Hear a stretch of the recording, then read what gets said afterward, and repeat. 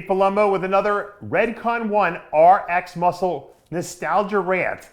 I'm going to be talking about the 1997 Mr. Olympia contest. Who deserved to win? It was Dorian Yates' 6th Sandow trophy. He would retire after that show, and this was the last one. But a lot of people felt, myself included, that this show belonged to the legendary, the late Nasser El Sonbaty. Nasser and I had an interesting dynamic between the two of us. We kind of were similar type bodybuilders. We had a lot of mass on us. We would run into each other at a lot of shows. We had a mutual friend, Josh Friedman, who used to always bring Nasser around me. And I kind of looked up to Nasser in a sense when I first got started because he was, he was a mass monster. I remember seeing him win the Night of Champions. And we for some ironic reason, we did a lot of guest posings together, later down the road. And I had some fun times at Nasser, and Nasser was a character. He made fun of everyone. He had a photographic memory. He remembered everything you said. And he's made fun of me in the past, and he's talked behind my back. He's tried to pick up girls behind my back that I was with, and that was just Nasser. Yes, thank you very much. I speak 14 languages, and Dave is a very intelligent man, but he is the acromegaly. Yes. So Nasser had an interesting personality, and people had their own opinions of him. But the bottom line was in 1997, and I told this to Nasser before, I felt Nasser El Sonbaty should have been crowned the Mr. Olympia champion. Now, to give you a little background on that contest, it was held in Long Beach, California. I remember I was out there for the show. I saw it. I was in one of the first couple rows. I was out there with Metrex at the time, who I was working with. And ironically, a lot of people don't realize Ronnie Coleman was in that show. I believe he placed 9th place at that Olympia. The following year, he would go on to win the Olympia, which is ironic enough in and of itself. But Ronnie looked really good in that show. I think he was a little overlooked as well. But Nasser El Sonbaty, for some reason on this particular day, peaked his body out. He was full, he was hard, he was ripped, he was shredded. And Dorian Yates had some chinks in the armor. He tore his tricep a couple weeks before that. He had a partial quad tear, not like completely off the bone, but a partial quad tear he was dealing with. And he had lost almost 3 or 4 pints of blood. He had a transfusion a week or two ago. He had a bleeding ulcer. I mean, everything was going wrong with him. He didn't even know if he would make it to the show. He certainly looked worn down. I don't think he was even able to train the last couple of weeks before the show. All he was doing is just going through his poses. And this is by his own admission, in later interviews that he talked about. So he certainly wasn't at his best. His body didn't look crisp. He still had the Yates, mass on his body, but the legs were down in size a little bit. He had already had the torn bicep a couple years earlier, back in 1994, he tore that bicep. So he already had a missing head of a bicep. Now his tricep was torn. He was posing around it, so you really couldn't see it that much, but he just wasn't that sharp. You could see in his eyes even, he looked almost glazed over a little bit. If we go to the comparison poses, you can see how much Nasser was dominating Dorian on a lot of these poses. And you gotta remember, Dorian was so hard that it's hard to tell. He didn't look that bad, but if you look at his arms, you see the left arm, he had that torn bicep, but even his arm size in general was just down because he couldn't train really, because he had the torn tricep too. I think you can see a little of that black and blue possibly over there as well. Nasser just was in peak condition. He had no injuries. He just looked great. He was sharp. His face was drawn. You could just see this was his best. I mean, his legs were phenomenally detailed. Dorian just didn't look big. You got to remember, Dorian Yates was the biggest bodybuilder on the scene at that time. Nasser was just kind of coming up behind him, but he still wasn't there. And at this point, I think Dorian was down in size enough that Nasser actually looked bigger than him, which was something that Dorian had never experienced on stage before. If you go to the front lat spread, you can see this was Dorian's signature pose. Dorian crushed everyone in this pose normally, and Nasser held his own here. I almost think you can give this to Nasser because Nasser's legs looked better than Dorian's here. Once again, Dorian was nursing some kind of a quad tear. I don't know where he tore it, but he hit everything pretty well. Dorian was a really good poser on stage. People didn't realize what a good, I guess you could say, presenter he was of his physique. He could hide his weaknesses. He showed his strengths. He posed around that torn bicep for 4 years, and still won the Olympia. So he was able to hide things, but his body just showed the signs of wear at this point. Now, if you go to the side chest pose, Dorian versus Nasser there.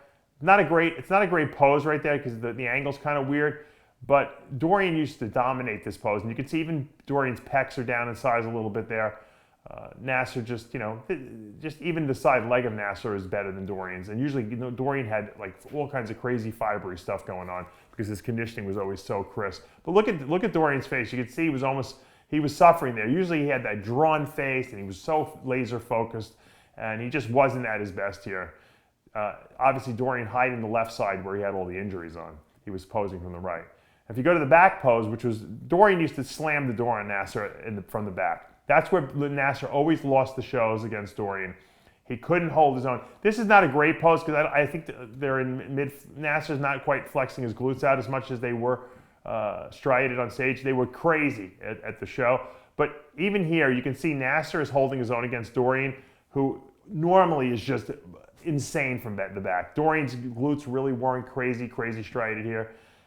His hamstrings weren't insanely ripped like they were, just once again because he couldn't train the way he normally did. Usually his calves are ridiculous. Nasser does have good calves in his defense, but this pose, which was always owned by Dorian, really you could almost make a case for Nasser possibly winning this shot. Dorian had a little bit better lower lat insertion and striations going on down there, but it wasn't the back that we're used to seeing from years past of Dorian. So, when in final analysis, when everyone after prejudging got out, everyone was talking to each other, and we're all like, I think Nasser easily has this. I don't even think it was close at this point because I think Nasser won enough poses that I really thought, hey, Nasser's going to win the Mr. Olympia here. This is his day to shine. At night, he came back just as good. Dorian might have been a tad drier at night, but in my mind, certainly not good enough to win. You can see Sean Ray was third at this Olympia. It was funny because he was a lot smaller than everyone else, but Sean was really peeled here. Really showed a lot of detail. Once again, Flex Wheeler missed another crazy opportunity because this could have been a show where Flex could have come in and stole it. We talk about opportunities that Flex missed to win the Mr. Olympia. This was one of them. I believe this is when he got carjacked, or he claimed he got carjacked by the Ninjas. I think that's why he missed this event, but it was. Once again, Levrone was fourth at the show, but he wasn't his best. Like, he could have been a little harder. I don't remember what was going on in his life at that point. He always had some kind of a story as well at the shows that he wasn't at his best. But this was Nasser's show. I thought if any Mr. Olympia or any contender got robbed to win the Mr. Olympia, probably Victor should have beat Jay Cutler that one year, but in 2007. But Nasser, this was his best ever. I don't think there was a show that he looked better at ever, and it's a shame that we didn't see him win the Olympia because I know that was really what his goal was. He tried to come off as an intellectual and as if bodybuilding was kind of almost beneath him a little bit, but in all reality, he loved bodybuilding. That was his passion. I mean, he shortened his life because of bodybuilding. He lost his kidneys and he ultimately died, a couple of years ago. May he rest in peace. And he had a lot. I think he had a lot to contribute to the sport. It's a shame that we lost him.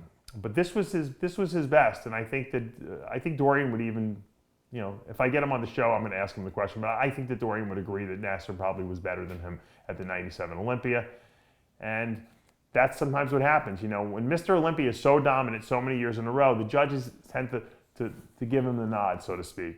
But Dorian saw the writing on the wall after that, and he retired, which was smart. He wasn't old. He was only 33 years old, and he got out. A lot of guys would have hung in there. Hey, let me heal up my injuries and get back. And I know Dorian got his tricep reattached, and my friend Derlin Castro was doing a lot of ART and working on it, trying to get it back in shape. I don't know if Dorian had any plans to ever get back on stage again, or if he at that point had said, I'm done, but he might have. He might have had some ideas, and then he just realized, my body's getting beaten up, it's getting torn up, and I'm not going to do it anymore.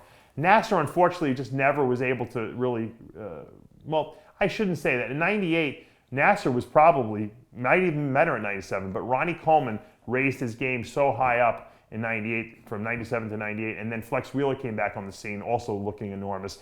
And that's who, '98 Olympia in New York City was crazy. It was Ronnie, Flex, and then Nasser. And once again, Nasser looked great there, but I think that this was Nasser's chance. He caught Dorian Yates that was injured, and unfortunately, the judges just didn't see it that way.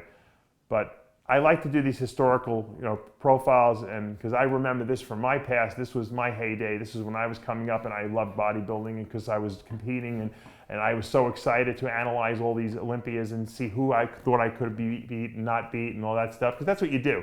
When you're competing, you compare yourself to, all right, I could maybe take that guy, or maybe not that guy. And you want to see who's the new order, so to speak. For me, on that day, I was a huge Dorian Yates fan. I was also a huge fan of Nasser's physique. And I just said, you know what? Nasser did it. He really beat Dorian today. And I think we witnessed something historic, and I said, we'll probably be talking about this for 20 years to come, and look at this, 20 years later, and we're still talking about the 97 Mr. Olympia. I hope you guys are enjoying these historical perspectives. It wasn't much of a rant, but it was a rant in the sense that Nasser El Sonbaty, man, you should have got that Olympia. Dave Palumbo with the Redcon 1 RxMuscle rant.